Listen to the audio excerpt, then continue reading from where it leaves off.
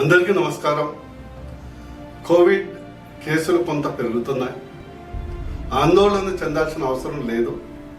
దేశంలో ఇప్పటికే 4,000 కేసులు ఉన్నాయి. అందరికీ విజ్ఞప్తి చేసేది ఏంటంటే, మనందరం కోవిడ్ టైంలో తీసుకోవాల్సినటువంటి జాగ్రత్తలు అందరము ప్రొఫెసర్లమే, తెలిసిన వాళ్ళమే. ప్రత్యేకించి middle age, old age, sugar, BP, heart problems ఉన్నవాళ్ళు, ఊపిరితిత్తుల ప్రాబ్లమ్స్ ఉన్నవాళ్ళు గుంపులో, క్రౌడ్లో పోతే మాత్రం జస్ట్ మాస్క్ వాడండి. అదేవిధంగా మీకు జలుబు కానీ, దగ్గు కానీ, ఫీవర్ కానీ, బాడీ పెయిన్స్ ఉంటే ఒక 4-5 రోజులు ఇంటికి పరిమితం కాదు.